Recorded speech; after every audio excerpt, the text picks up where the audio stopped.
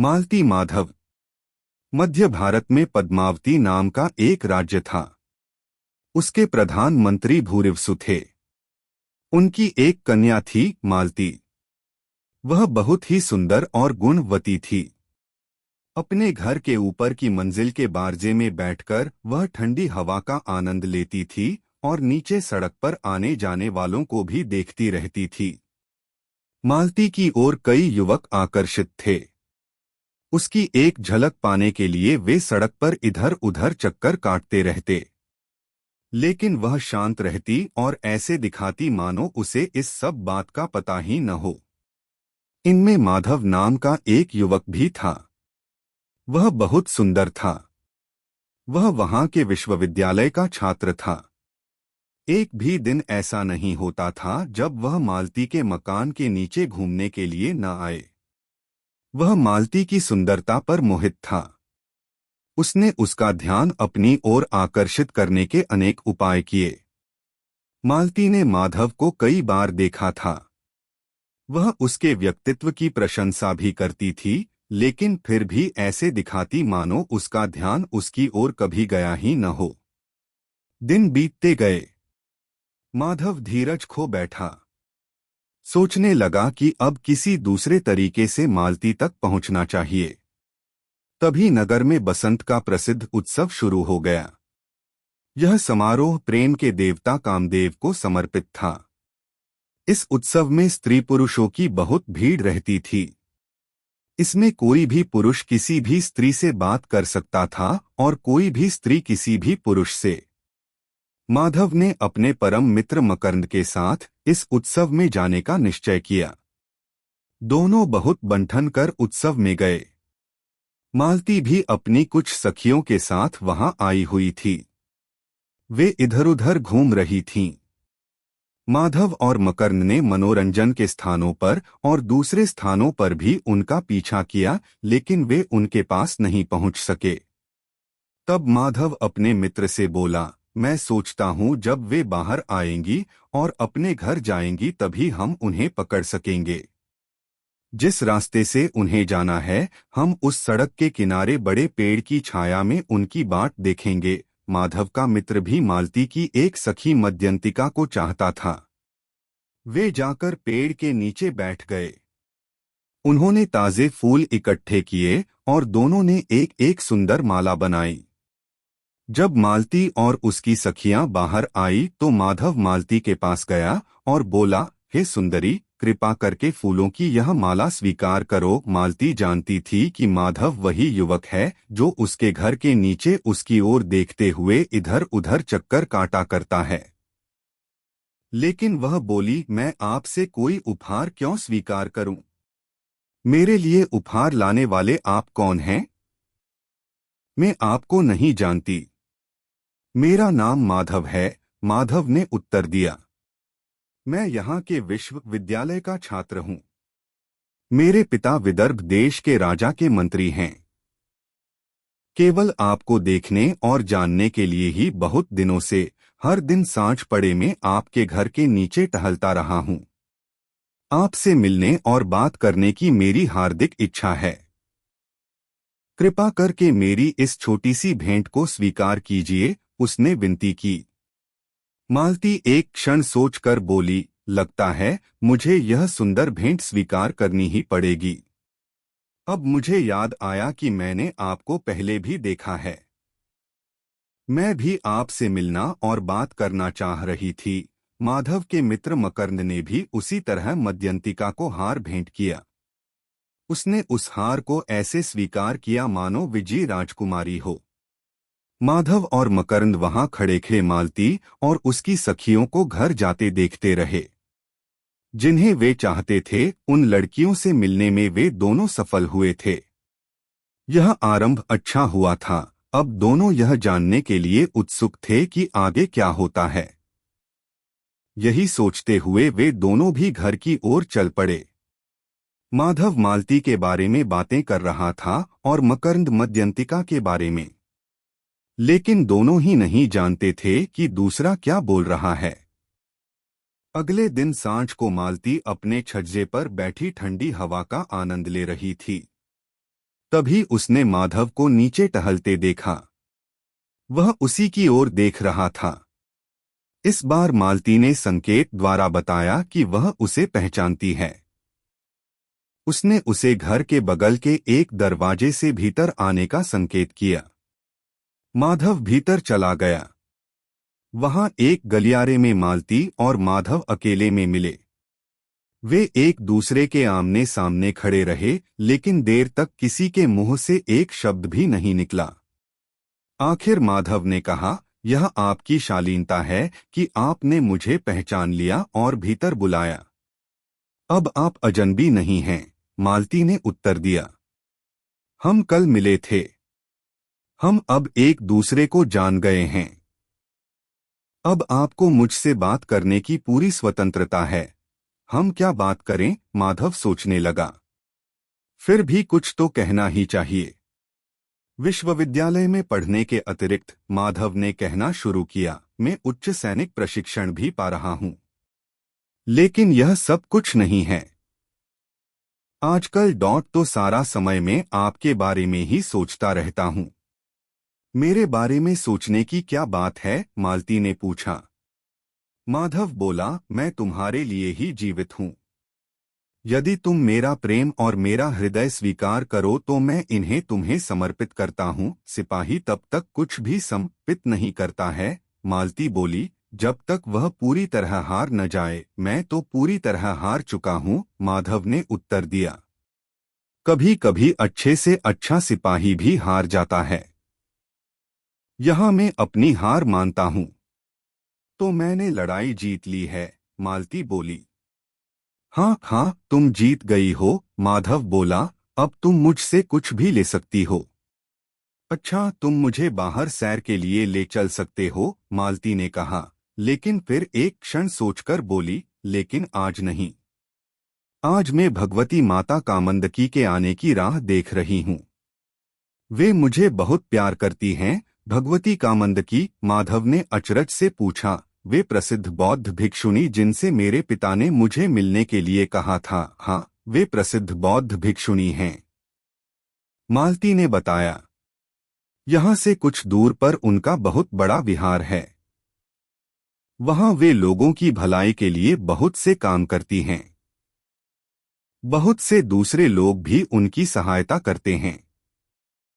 हम सब काम उनकी सलाह से ही करते हैं। एक दिन में भी जाकर उनसे मिलना चाहता हूँ, माधव बोला। क्या मैं किसी समय जब उन्हें सुविधा हो तुम्हें उनके पास ले चलूं? मैं तुम्हें विश्वास दिला सकती हूँ कि तुम्हें वे बहुत अच्छी लगेंगी। मालती मालती, भगवती कामंदकी ने कहीं घर के भीतर से पुकारा। कृपा करके अब मुझे जाने दीजिए। वे तो यहाँ पहुँच भी गई हैं। अलविदा। हम कल फिर मिलेंगे, यह कहकर मालती वहां से गायब हो गई। माधव उसी दरवाजे से बाहर निकल आया जिससे भीतर गया था। मालती भीतर जाकर भगवती कामंदकी से मिली और उन्हें नमस्कार किया। भगवती, आप कैसी हैं? अभी तक तुम कहाँ थी? कामंदकी ने पूछा। मैं तुम्हें सब जगह ढूंढ आई। बहुत देर तक तो मैं छज्जे पर खड़ी रही, फिर नीचे चली गई। थोड़ा सा टहली और फिर जब आपने पुकारा तो आपके पास आ गई। मैंने एक खुशी की खबर सुनी थी, इसलिए मैं तुमसे मिलना चाहती थी। भगवती कामंदकी ने कहा, मैंने सुना है कि तुम कल एक युवक से मिली थीं। तुमने उसका फूलों का हार भी स्वीकार कर लिया था।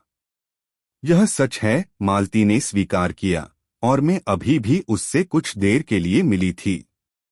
उसका नाम माधव है। वह विदर्भ राज्य के एक मंत्री का बेटा है। वह यहाँ विश्वविद्यालय में पढ़ता है।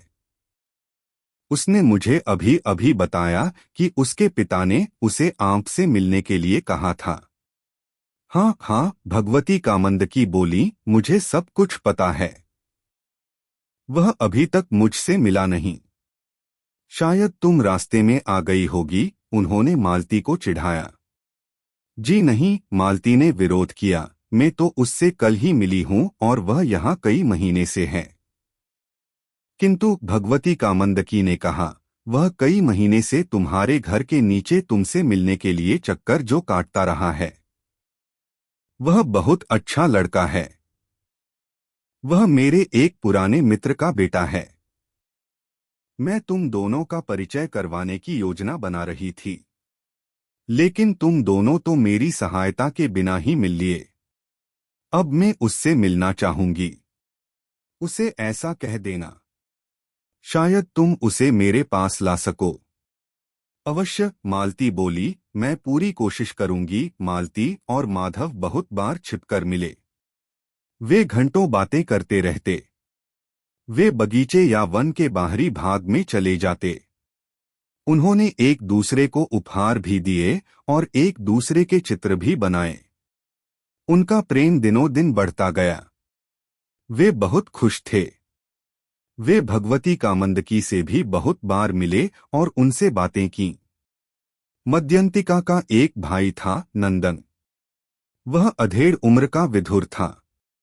उसने एक बार मालती को देखा था और वह उससे प्रेम करने लगा था। वह अच्छी तरह जानता था कि वैसे तो वह कभी भी मालती का हृदय जीतने की आशा नहीं कर सकता। वह दरबारी था और बड़ा ही चालाक आदमी था।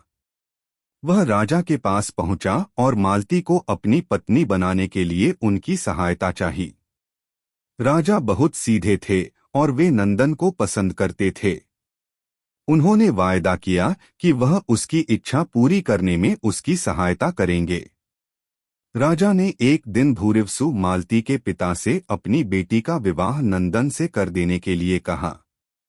भूरिवसु अपनी बेटी का विवाह नंदन जैसे वृद्ध से नहीं करना चाहते थे, लेकिन वह राजा का विरोध करके उन्हें कुपित भी नहीं करना चाहते थे। सो बिना राजा को रुष्ट किए वह बोले कि पिता का बेटी पर अधिकार है। राजा ने इसे मालती के पिता की सहमति समझा और मालती तथा नंदन की सगाई की घोषणा कर दी। मालती और माधव को इस बात से बहुत दुख हुआ। उन्हें लगा कि बस यह उनकी खुशी और आशाओं का अंत है। मालती की एक सखी लवंगिका उनके साथ थी। उसने उनको सांत्वना देने का प्रयत्न किया और कहा कि भगवती कामंदकी उनके लिए कोई न कोई रास्ता ढूंढ निकालेंगी। लवंगिका ने विश्वास दिलाया कि भगवती कामंदकी भूरिवसु या राजा से यह भी कह सकती हैं कि यह विवाह सुखदायी नहीं होगा। मालती को अपने परिवार से बहुत लगाव था। वह बोली, मेरे भद्र पिता और कुलीन माता और निष्कलंक परिवार सब मुझे बहुत प्यारे हैं। मैं उन सब का विरोध कैसे कर सकेंगी? अब तो मेरे लिए केवल एक ही रास्ता है कि अपने जीवन का अंत कर दूं। उसी समय वहां भगवती कामंदकी आ पहुंची। वे भी राजा की घोषणा सुन चुकी थीं। वे मालती और माधव से बोली, बच्चों, भूरिवसु पर ऐसा कोई बंधन नहीं है कि वह मालती का विवाह नंदन से ही करे। उसका कभी भी यह मतलब नहीं था कि वह इस प्रस्ताव से सहमत हैं। उसने तो टालने के लिए ही ऐसा उत्तर दिया था। लवंगिका बोली, भगवती, आप ठीक कह रही हैं। राजा ने भी कैसे एक बूढ़े खूसट को कमसिन मालती पर थोपना ठीक समझा। भगवती, आप ही मालती को इस अपमानजनक स्थिति से बचा सकती हैं।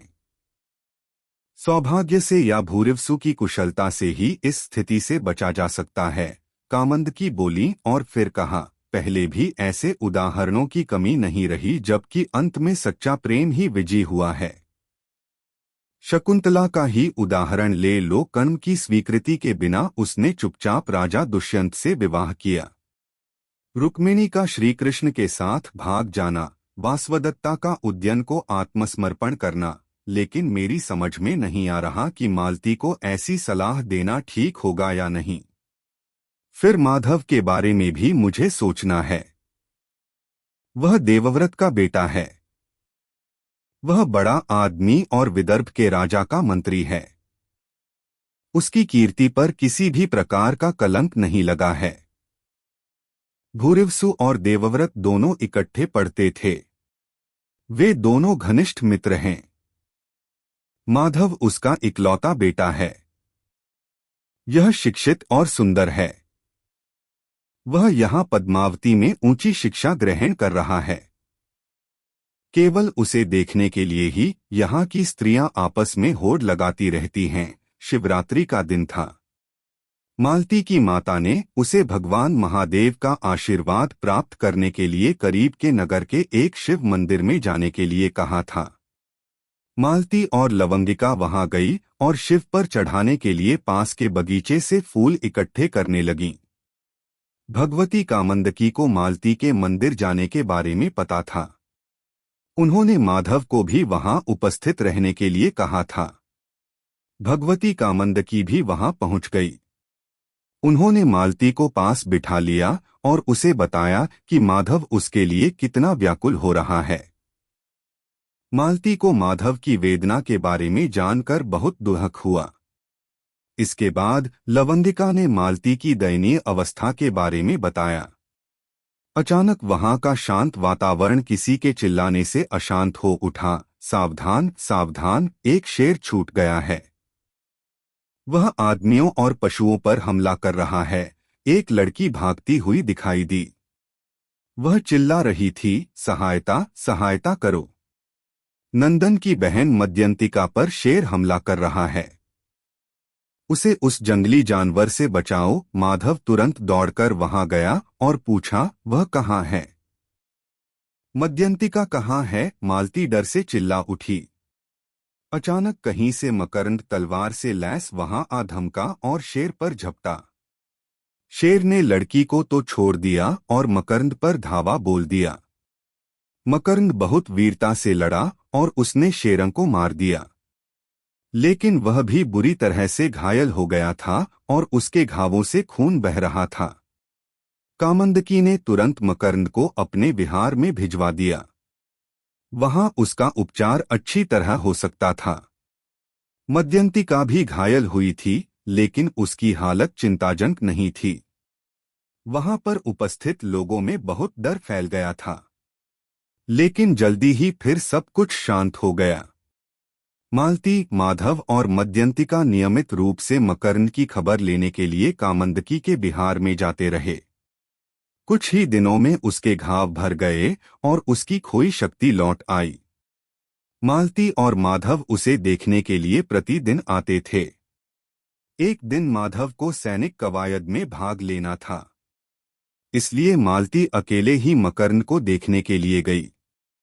लौटते समय भगवती कामंदकी ने मालती को अपने साथ एक भिक्षुणी ले जाने के लिए कहा, लेकिन उसने मना कर दिया।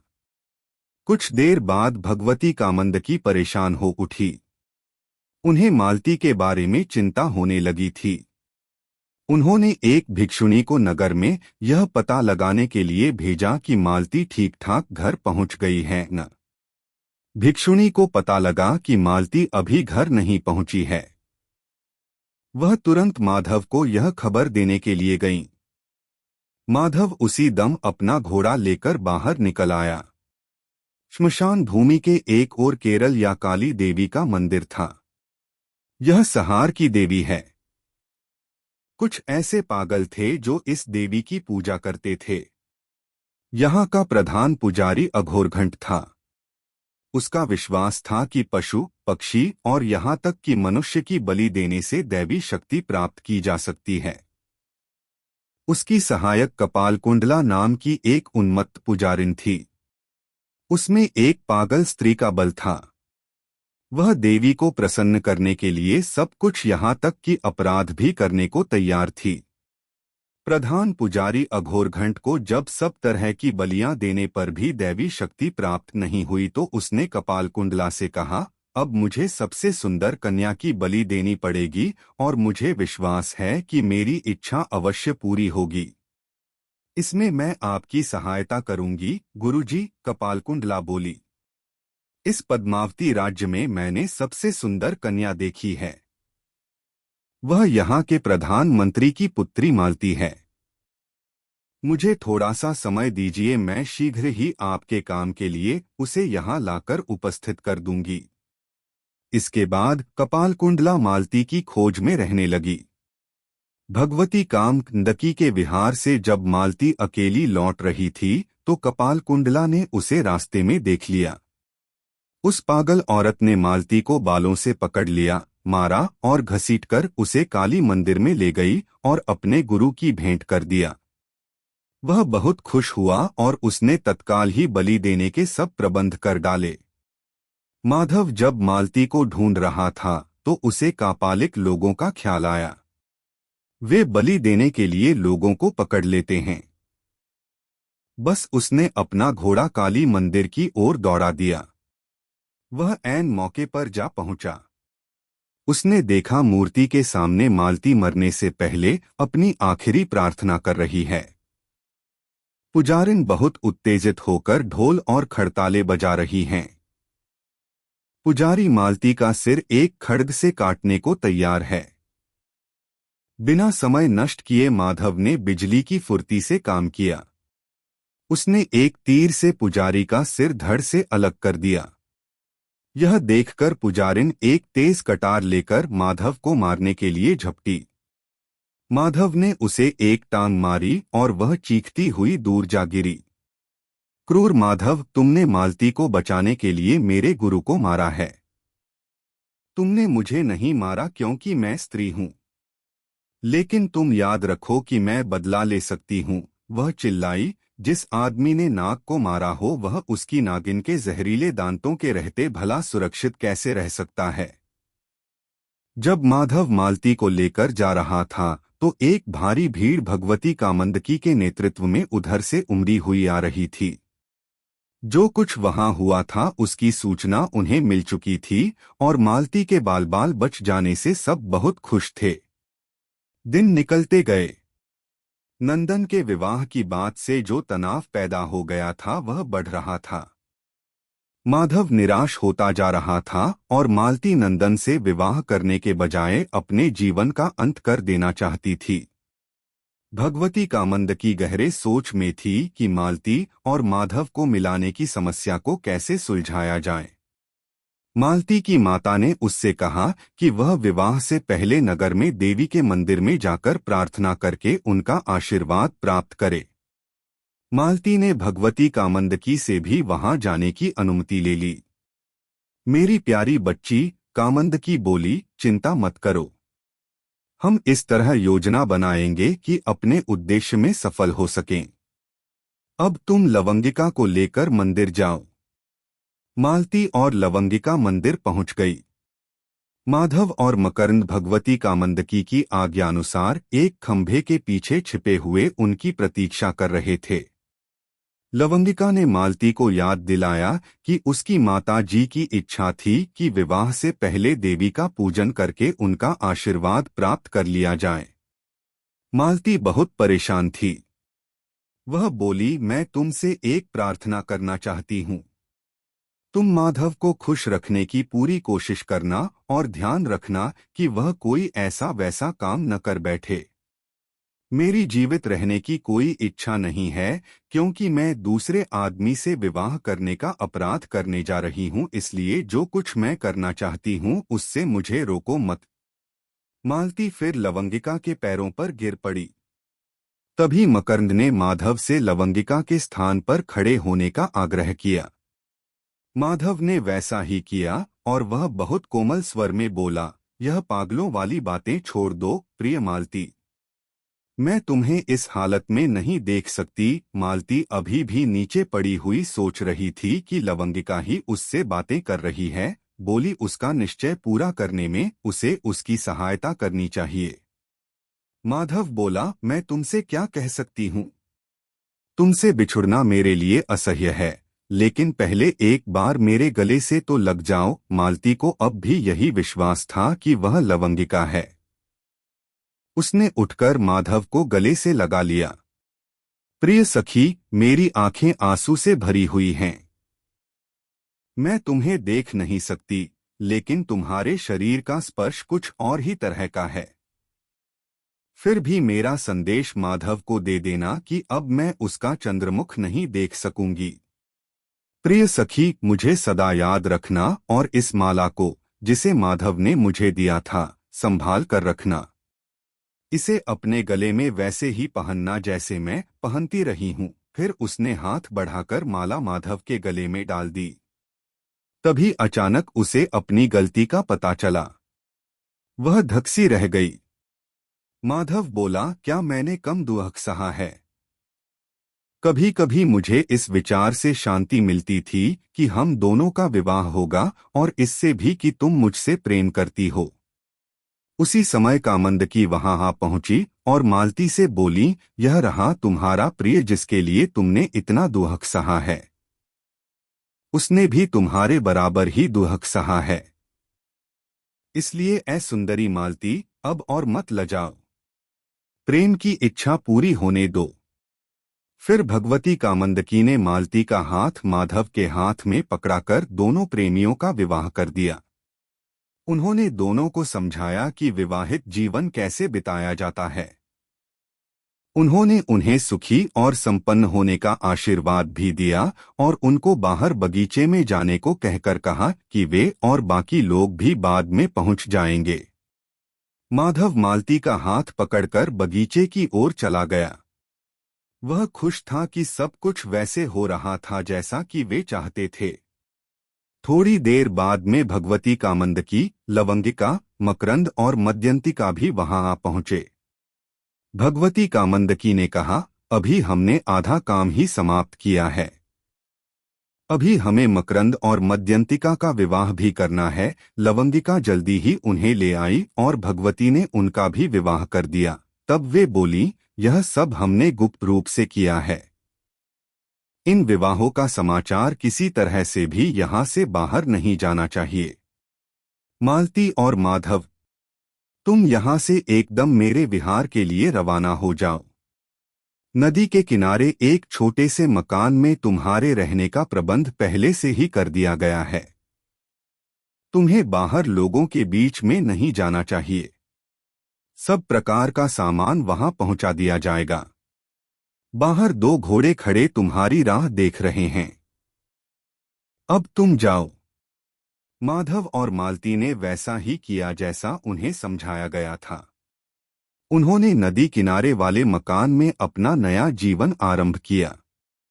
मकरंद और मद्यंतिका अपने घरों में ऐसे रहते रहे मानो कुछ हुआ ही न हो। मालती के गायब हो जाने से शहर में बहुत शोर मचा। उसके माता, पिता और दूसरे संबंधी भौचक्के से रह गए। उसकी खोज करने में राजा ने कुछ न उठा रखा। भूरिवसु के कहने पर बहुत सारे सिपाही मंदिरों पर निगरानी रखने के लिए नियुक्त कर दिए गए। काली मंदिर पर भी निगरानी के लिए सिपाही लगा दिए गए। लेकिन भूरिवसु को अपनी बेटी का कोई समाचार नहीं मिला। वह इतना निराश और दुखी हो गया कि अपने जीवन का अंत करने की बात सोचने लगा। दिन बीतते गए और भूरिवसु अधिक उदास होता गया। उसने मंदिर के नजदीक आग जलाने की आज्ञा दी जिससे वह उनमें कूदकर मर जाए। इसी बीच में पद्मावती राज्य में कुछ गड़बड़ी मच गई। एक बहुत बड़ी शत्रु सेना ने देश पर आक्रमण कर दिया। राजा ने अपनी सेना को शत्रु से लड़ने का आदेश दिया। भगवती कामंदकी ने सोचा कि यह अच्छा अवसर है। माधव और मकरंद को सेना में भर्ती होकर अपनी वीरता दिखानी चाहिए। उन्होंने दोनों से कहा कि वे हथियार लेकर जाएं और सेना में भर्ती हो जाएं। उन्होंने ऐसा ही किया। वे इतनी वीरता से लड़े कि शत्रु की सेना बुरी तरह से हार गई। माधव और मकरंद लौटे तो राजा उनके स्वागत के लिए आगे आए। उन्होंने उन्हें बधाई दी और माधव की प्रशंसा करते हुए उसके प्रति बहुत सम्मान प्रकट किया।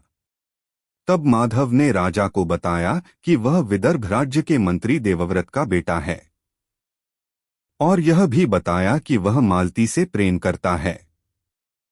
उसने यह भी बताया कि वही मालती को भगाकर ले गया था और भगवती कामंदकी की सहायता से उससे विवाह कर लिया है।